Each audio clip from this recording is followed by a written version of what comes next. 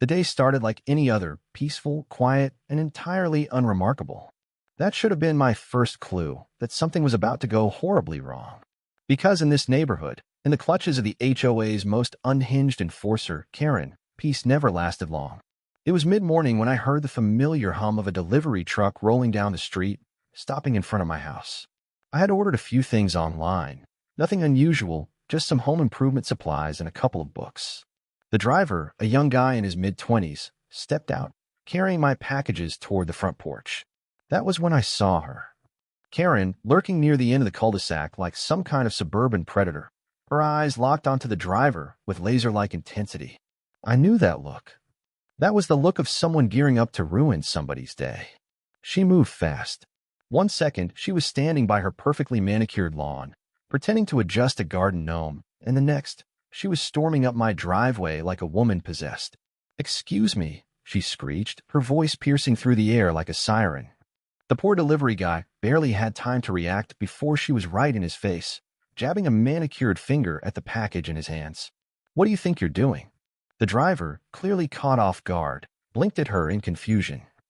Delivering a package," he said, his tone cautious, as if he had just realized he had stepped into something far more ridiculous than he had signed up for. Karen scoffed, folding her arms like she was preparing to hand down a prison sentence. "Not in this neighborhood, you're not. We have strict rules against unauthorized deliveries." That was a lie. A blatant, shameless lie.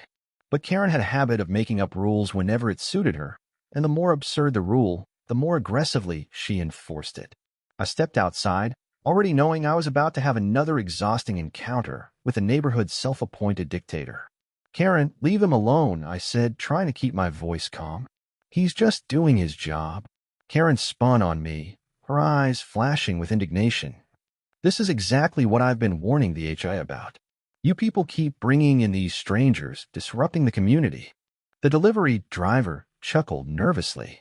"Lady, I'm not exactly an outlaw. I work for a shipping company." Karen narrowed her eyes. "And what exactly is in those boxes?" The driver raised an eyebrow. "That's none of your business." That was the wrong answer. Karen's face turned an impressive shade of red, her fists clenching like she was physically holding herself back from exploding. "We have regulations. We have a system.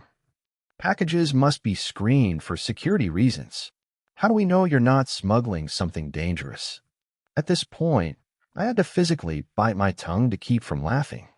The idea that Karen thought she had the right or the authority to monitor people's mail was so absurd it was almost impressive. The driver, however, was clearly running low on patience. "Look, ma'am, I have about 50 more stops to make today, and none of them involve arguing with someone who thinks they run a private airport security checkpoint in their front yard." He moved a step around her, clearly thinking this would be the end of it. But Karen wasn't done.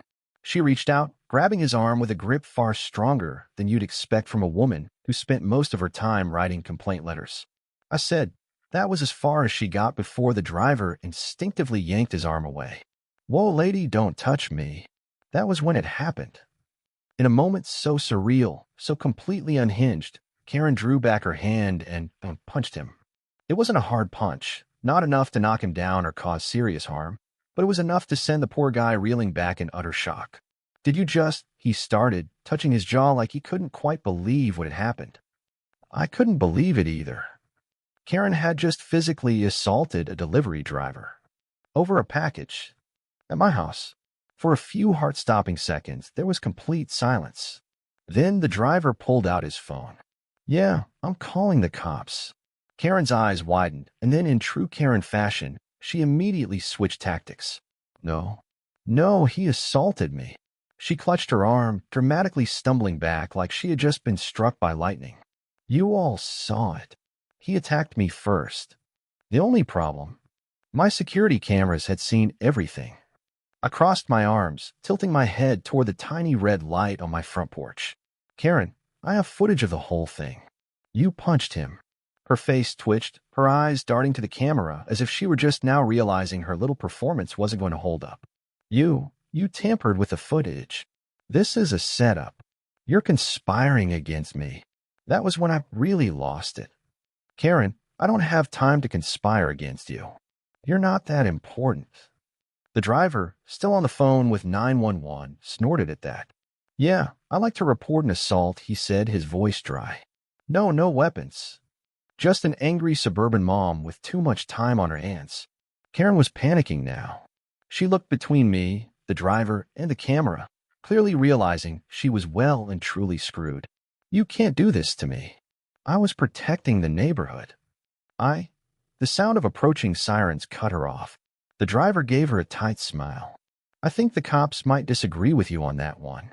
The moment the police car pulled up, Karen's entire demeanor changed. She went from raging tyrant to delicate victim in under 2 seconds. Officer, she wailed, rushing toward the patrol car like she was greeting an old friend. Thank goodness you're here. I was just attacked. The officer, a no-nonsense woman who looked like she had seen enough nonsense for a lifetime, did not look impressed. Ma'am, we received a report that you assaulted a delivery driver. Karen gasped, clutching her chest as if deeply wounded. That is a lie. A slanderous, vicious lie. He was behaving suspiciously. I was defending myself. The officer turned to the driver. Sir, do you have any evidence? The driver simply pointed at me. I smiled. Sure, do. I pulled up the security footage on my phone, showing the crystal-clear video of Karen hauling off and slugging him in the jaw. The silence that followed was one of the most beautiful things I had ever experienced. Karen paled. It's out of context. You don't understand. The officer's expression didn't change.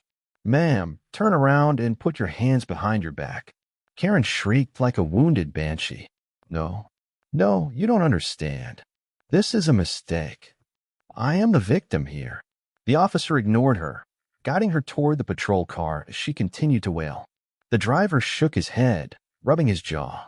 Man, I've had some crazy deliveries before, but this takes the cake. I sighed, watching as Karen was placed in the back seat of the police car. Yeah, welcome to the neighborhood. As the car pulled away, the driver gave me a nod. I'll file a report, but honestly, I'm just glad you caught that on camera. Otherwise, she probably would have flipped the story. I laughed. Trust me, I've dealt with her enough to know always have receipts. He handed me my package, grinning. Well, enjoy your delivery. Try not to let any more rogue neighborhood watch captains attack me. Yeah. I smirked. No promises. As he drove off, I turned back to my house, shaking my head. Karen arrested. Again. And knowing her, this was far from over. Karen's arrest should have been the end of it, a definitive moment where she finally faced real consequences for her unhinged behavior. But if there was one thing I had learned about Karen, it was that she never knew when to quit. The entire neighborhood should have been celebrating, but instead, we found ourselves caught in her latest, most desperate stunt yet. Because Karen? She had one last card to play. It started the day after her arrest. The sun had barely risen, and already the rumors were spreading like wildfire. People were texting, whispering, huddled in their driveways, all repeating the same ridiculous phrase. Karen is suing. At first, I thought it was a joke. A bad one. A ridiculous attempt at a Karen-esque bluff. But then Lisa showed up at my doorstep, holding an actual letter, and the moment I saw the official legal letterhead, I knew. Karen was actually, insanely, unbelievably suing me. I took the letter, unfolded it, and immediately groaned. You have got to be kidding me. Lisa grinned, rocking back on her heels. No. Karen's suing you for defamation. I pinched the bridge of my nose, already feeling a migraine forming. Defamation? For what? Lisa cleared her throat, then, with dramatic flair, read the letter out loud. To whom it may concern, I, Karen redacted, am hereby taking legal action against my neighbor, my name, for publicly defaming me, fabricating false allegations, and deliberately tarnishing my reputation within the community. Due to his actions, I have suffered severe emotional distress, loss of social standing, and unjust criminal charges. I demand a full public apology and financial restitution for damages incurred. I stared at Lisa. Lisa stared at me. And then we both burst into laughter. Karen, who had been caught on camera physically assaulting a delivery driver, who had spent years harassing the neighborhood, who had been arrested in broad daylight, was actually trying to play the victim. I wiped a tear from my eye. Lisa, she literally punched a guy on camera. Lisa wheezed. And she thinks you made that up? I sighed, shaking my head. Looks like she's doubling down. But what I didn't realize, Karen wasn't just suing me. She was suing the delivery driver, the HOA board, and get this, the entire police department. The most ridiculous lawsuit in history. Word spread fast. Within a day, everyone in the neighborhood was talking about Karen's insane lawsuit, and the general consensus was clear. She had completely lost her mind. She was suing me for public humiliation and defamation. She was suing the delivery driver for assault and intimidation. She was suing the HOA board, which she had once been part of, for deliberate sabotage of her character. And she was suing the police department for unlawful arrest and emotional distress. Lisa, Jim, and I spent an entire evening reading through her legal complaints, and let me tell you, this was some of the most delusional nonsense I had ever seen. One of her actual claims was that the delivery driver had threatened her with a weapon. The weapon in question? His clipboard. She also accused me of engineering a false narrative to remove her from her position of power. I nearly choked on my coffee.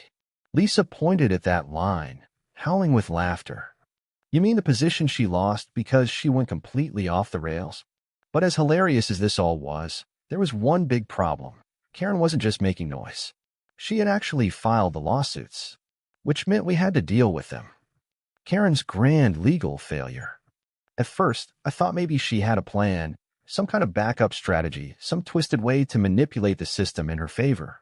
But the moment she stepped into the courtroom, it became painfully clear that she had no clue what she was doing.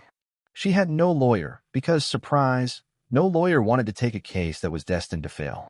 She had no actual evidence because all the evidence proved she was guilty. And worst of all, she tried to represent herself. Watching Karen attempt to argue her case in front of a judge was one of the most painfully entertaining experiences of my life. She rambled. She shouted. She gestured wildly like she was giving a dramatic Broadway performance. She presented exhibits that were just printouts of neighborhood Facebook posts where people made fun of her. At one point, she claimed the security camera footage of her punching the driver was digitally altered. The judge, a man who had clearly lost all patience within 5 minutes, sighed and rubbed his temples. Ms. Karen's last name, he said, his voice laced with exhaustion. Are you aware that this footage came from a legally installed home security system, timestamp, with audio? Karen threw her hands in the air. Exactly. Don't you see how elaborate this conspiracy is? The entire courtroom fell into awkward silence. Lisa, sitting next to me, muttered, She's really going all in, huh? I nodded. We're witnessing the last, desperate gasps of a sinking ship. And sink she did. The judge dismissed every single lawsuit within minutes. And not only that, he ordered Karen to pay legal fees for every single defendant, including the police. Lisa gasped. Wait, does that mean? I grinned. Karen just sued herself into bankruptcy. The final humiliation. By the time Karen left the courtroom, she looked defeated. Her entire body slumped like a deflated balloon. She had gone in thinking she would win millions. Instead, she left owing thousands. The delivery driver. He got compensated for the trouble. The HOA board. They got public apologies. The police? Well, they probably laughed about this case for weeks. And me? I got the final word. As Karen walked past, I leaned in and whispered, So, about that public apology you demanded? I think you're the one who owes me one now. She didn't respond. She just kept walking, her face burning with humiliation, her empire of nonsense officially in ruins. And just like that, Karen was officially powerless. But knowing her, this still wasn't the final chapter. Not yet. The neighborhood should have been done with Karen. We won. She was humiliated in court, broke beyond repair, and legally barred from harassing anyone ever again. She owed thousands in legal fees, had burned every bridge imaginable, and was unemployable because of her criminal record. Any sane person would have taken their loss, licked their wounds, and disappeared quietly into obscurity.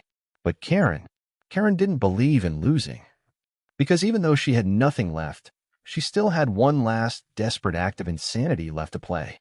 And it was her most unhinged stunt yet. It started small, little things that could have been coincidental. My garbage bins went missing. My mail started arriving days late. sometimes ripped open. One morning, I walked outside to find my car covered in birdseed, surrounded by at least 20 pigeons, aggressively pecking at my windshield.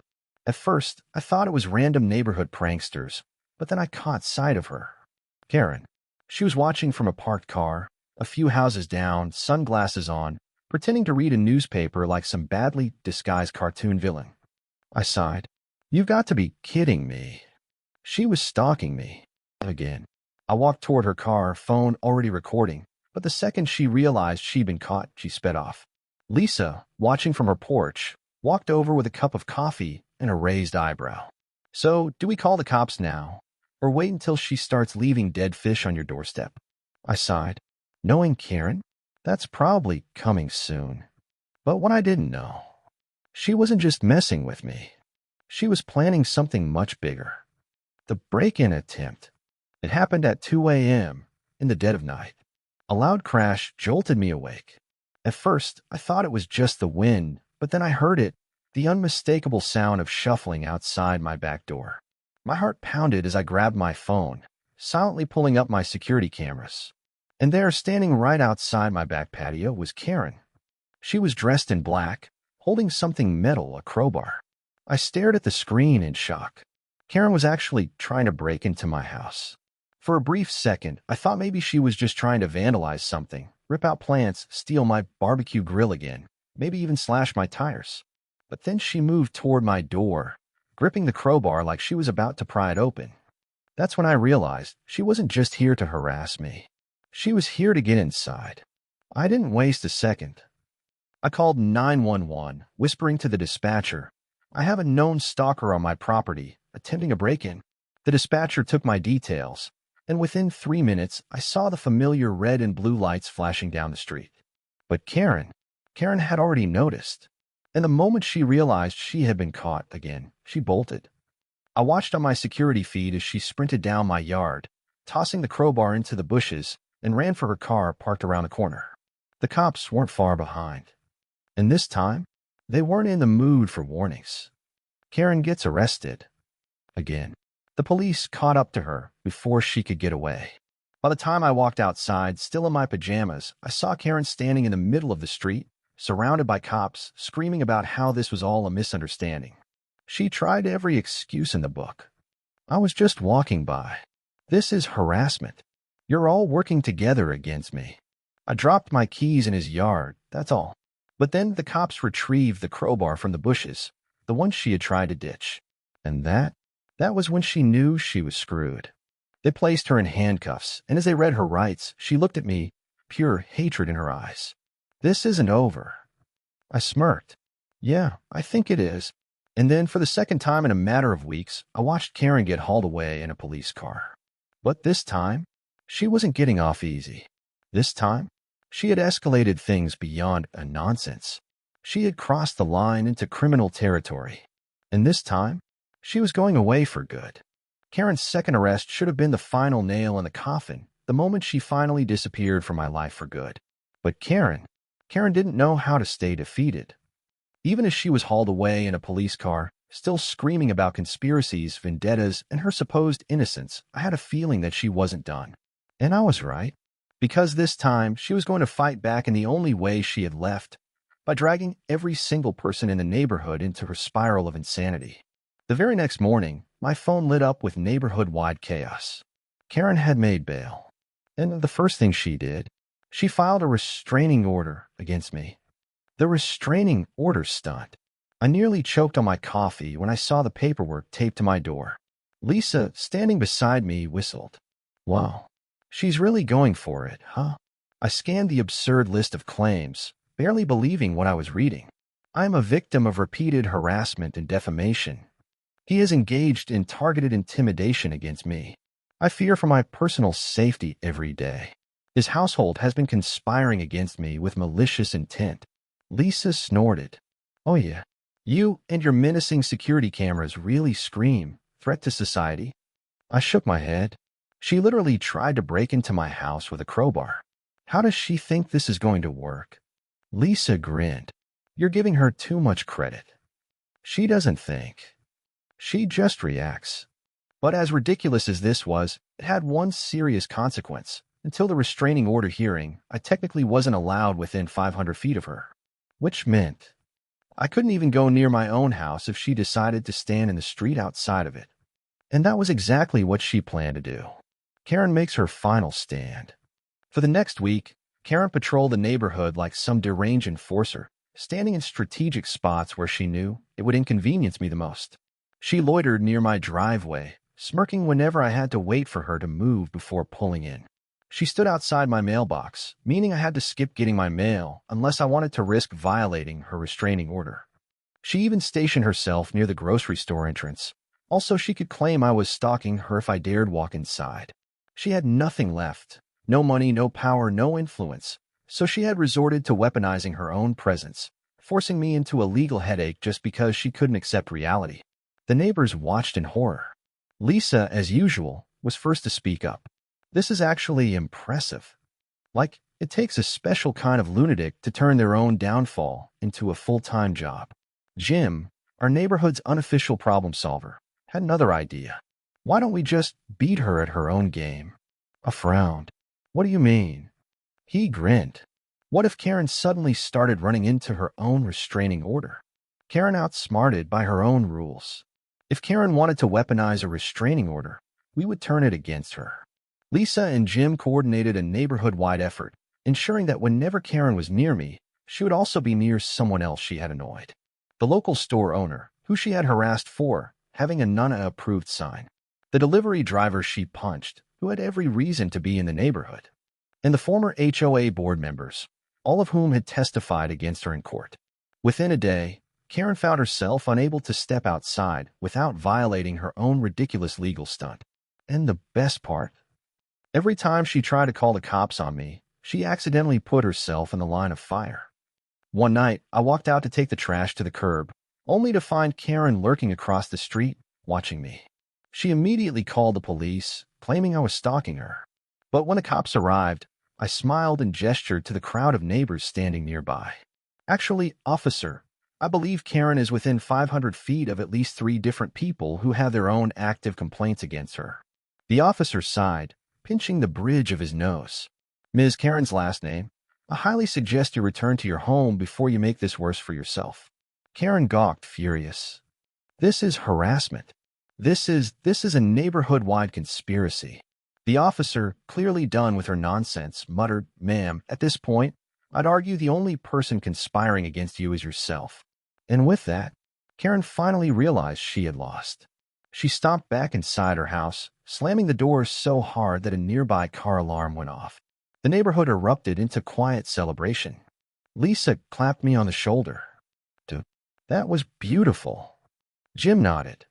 I almost feel bad for her. Almost. But even though we had defeated her latest scheme, we knew the truth. Karen wasn't done. Not yet. And her next move? It was going to be her most desperate one yet. Jim, standing beside me, took a sip of his beer and grinned. I'd pay good money to see Karen's face if she ever drives past this. And honestly, so would I. The final message from Karen. For a while, things settled down. The neighborhood recovered, the gardens thrived, and people could finally live their lives without fear of bogus fines and power-hungry dictators. But then, one day, a letter arrived in my mailbox. No return address. No markings. Just a single sheet of crumpled paper with one line written in messy, erratic handwriting. "You will regret this." Lisa, reading over my shoulder, let out a snort. Wow. She really mailed you a villain monologue? How dramatic. Jim shook his head. She's probably sitting in some rundown apartment, stewing about this. Let her. She can't do anything anymore. And he was right. Karen was gone. Her house? Gone. Her power? Gone. Her influence? Completely erased. And the best part? She had to watch from the sidelines as the neighborhood she once controlled, the place where she thought she was untouchable, thrived without her. And that was the greatest revenge of all. Karen had been defeated at every turn. She had lost her position of power, been arrested twice, sued herself into bankruptcy, and had her own restraining order turned against her. Any normal person would have taken the loss and moved on with their life. But Karen wasn't normal. And as the days passed with no sign of her, the neighborhood started to relax. People assumed she had finally given up, that maybe, just maybe, she had learned her lesson. We were wrong, because Karen wasn't sitting at home reflecting on her mistakes. She was planning her biggest stunt yet, one that would make headlines, one that would finally give her the revenge she had been dreaming of, and one that would end in complete disaster. Karen goes full villain. It started at dawn, before anyone was even awake. A low, rumbling noise filled the neighborhood. At first, I thought it was just a garbage truck, but as the sound grew louder, something felt off. Then came the flashing hazard lights, the bright neon vests of workers moving around my front yard. And finally, the worst sight of all, a massive demolition vehicle idling on my property. I threw open my front door, heart pounding. There, standing right next to the machinery, clipboard in hand, was Karen, smiling like she had already won. The demolition attempt. I stormed outside. Karen, what the hell is this? She sighed dramatically, flipping through her clipboard like she was in charge of some official government operation. Oh, good morning. I was hoping you'd sleep in, but I guess you're an early riser. I pointed at the demolition vehicle, sitting in my yard. Explain? No. She grinned, holding up a forged document. I have full HOA authorization to have this property condemned and removed. It's been deemed structurally unsound, a risk to the community. Lisa, now standing beside me in her pajamas, squinted at the document. Karen, you do realize the HOA no longer exists, right? Karen's smile twitched. Well, yes, technically. But that doesn't mean we can't enforce long-standing policies. I've taken it upon myself to restore order, and your house, well, it's just not up to code. I stared at her, completely dumbfounded. You're actually insane. She waved her clipboard dismissively. Oh, you'll thank me when this ugly, unregulated disaster is gone. Now, workers. Proceed. The demolition driver hesitated, glancing between Karen and me. Sir. Is this legit? I pulled out my phone, shaking my head. No. Not even close. The driver's face paled. Karen, sensing that she was losing control of the situation, snapped. You don't listen to him. I'm giving you a direct order. Start the demolition. No. And then? She did something so mind-blowingly stupid that the entire neighborhood would talk about it for years. She jumped onto the machine herself, yanked the controls, and tried to activate it manually. The neighborhood versus Karen. Lisa gasped. Oh my God, she's actually doing it. Jim, who had just stepped outside in time to witness Karen attempting vehicular destruction, pulled out his phone and started filming. The machine roared to life. Karen, now completely unhinged, screamed triumphantly. Yes, yes. Finally, I will have my justice. The workers started panicking. Ma'am, you can't do that. The driver tried to climb up and stop her, but Karen was thrashing at the controls, trying to move the massive arm toward my house. That's when I heard the sirens. And that's when Karen's victory lap turned into her final downfall. Karen's final arrest. The police arrived in record time, and this time, they weren't playing games. The second Karen realized what was happening, she froze. She turned, eyes wide, as the officers jumped out of their vehicles, weapons drawn, yelling at her to step down. For the first time in her miserable reign, Karen looked afraid. She raised her hands, shaking. This isn't what it looks like. I was just. She didn't even get to finish her excuse before she was grabbed, handcuffed, and thrown into the back of a police car. The demolition workers stood in stunned silence. Lisa, still filming, whispered, "Holy crap." Jim muttered, "I have never seen karma move this fast in my life." And me? I just stood there watching as Karen was finally, officially taken away. Because this time, there were no loopholes, no fake lawsuits, no getting off with warnings. This time, she had committed felony property destruction. This time, she was going away for a long, long time. Karen's final meltdown should have been the last chapter in what had been an unbelievable saga of insanity. After all, she had been caught red-handed trying to demolish my house, arrested on the spot, and was now facing serious criminal charges. The entire neighborhood watched her downfall unfold in real time, from her screaming at the police to the moment she was thrown into the back of a squad car, kicking and cursing like a lunatic. But even after all of that, there was one final reckoning The moment where every last remnant of her reign was officially wiped off the map. Because Karen wasn't just going to jail. Karen was about to lose everything. The lawsuits start piling up. Karen's arrest made headlines, not just in our town, but in local news stations across the state. Former HOA president arrested for attempted home demolition. Neighborhood tyrant faces multiple felony charges. From HOA queen to handcuffs, the wild story of a woman who went too far. The footage, courtesy of Jim and every neighbor who had recorded her insane attempt at destruction, spread online like wildfire. And while Karen sat in a jail cell, awaiting trial, something else started happening. The people she had wronged over the years, former neighbors, ex-board members, and even the delivery driver she had punched, started filing lawsuits against her. One by one, legal complaints piled up, demanding financial compensation for damages, harassment, defamation, and assault. By the time her trial date was set, Karen wasn't just facing prison time. She was also facing complete financial ruin. Karen's final courtroom humiliation. The day of Karen's trial, the courthouse was packed. Everyone in the neighborhood had shown up, not just for justice, but to witness the final destruction of the woman who had terrorized us for years. Karen walked in, disheveled, exhausted, and looking nothing like the proud, smug dictator she once was. Gone was the clipboard-wielding tyrant who thought she controlled everything. No, she was just a woman who had lost it all. The judge wasted no time.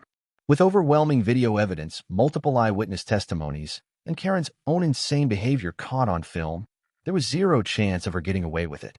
She tried. Oh, did she try? She claimed she had been set up.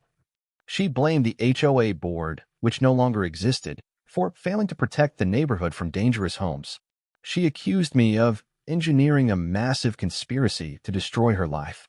The judge, a no-nonsense woman in her 60s, let her rant for a full 5 minutes before sighing and rubbing her temples.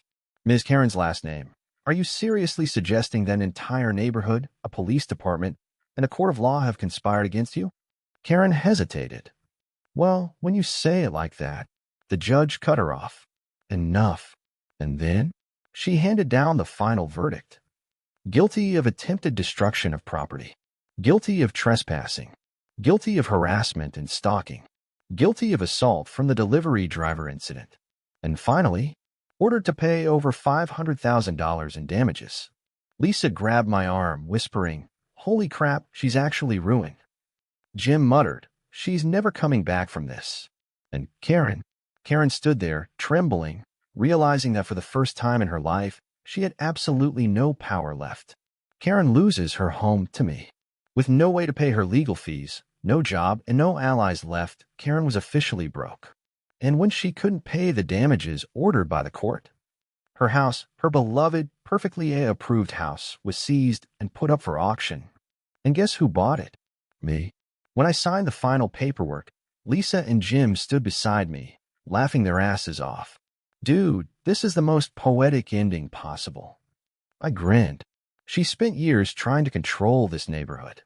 And now, she's gone. Forever. Karen, now homeless and disgraced, left town. And her house? Oh, I had plans for that house. Because instead of flipping it for profit, I turned it into something even better. A community center dedicated to helping homeowners fight against HOA corruption. Jim nearly fell over laughing when he saw the sign go up. You turned our house into an anti-HOA headquarters. I have never respected you more. Lisa wiped away tears of joy. This is what true justice looks like. And just like that, Karen, the terror of the neighborhood, was gone forever. And we were finally free.